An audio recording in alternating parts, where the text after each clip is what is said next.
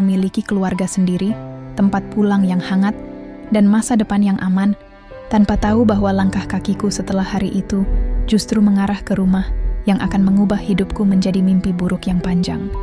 Kami tidak langsung tinggal mandiri, karena suamiku mengajakku tinggal di rumah orang tuanya dengan alasan ekonomi dan kedekatan keluarga.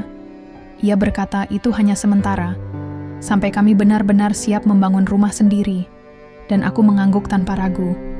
Karena saat itu aku masih percaya bahwa kata-kata suami adalah sesuatu yang bisa kupegang sepenuh hati.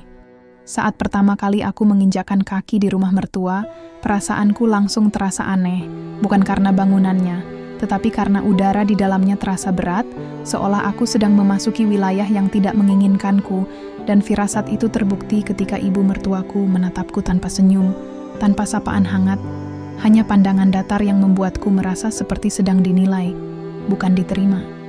Kalimat pertamanya masih terngiang jelas di kepalaku sampai sekarang.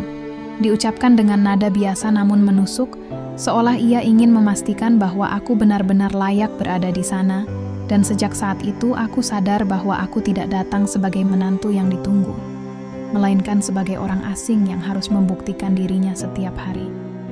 Hari-hari awal aku berusaha keras bersikap sopan dan patuh, bangun lebih pagi dari siapapun, membersihkan rumah tanpa diminta, memasak untuk seluruh keluarga meski tubuhku lelah, karena aku ingin menunjukkan bahwa aku bisa menjadi istri dan menantu yang baik, berharap sedikit usaha itu akan melunakkan hati ibu mertuaku, meski kenyataannya justru sebaliknya.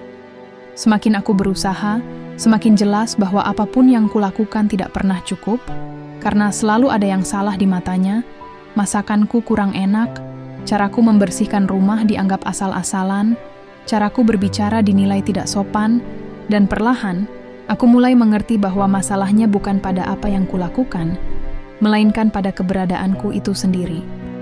Aku mulai menyadari bahwa di rumah itu, aku tidak diperlakukan sebagai anggota keluarga, melainkan sebagai orang yang selalu siap disuruh, orang yang harus selalu mengalah, orang yang tidak punya hak untuk lelah atau mengeluh, dan perasaan itu semakin kuat ketika aku melihat bagaimana orang lain di rumah itu diperlakukan jauh lebih ringan dibanding diriku.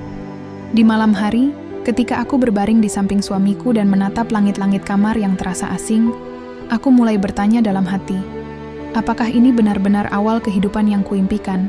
Karena jauh di dalam diriku, ada rasa takut yang perlahan tumbuh, rasa takut bahwa aku telah masuk ke rumah yang salah, dan bahwa jalan keluarnya tidak akan semudah masuknya.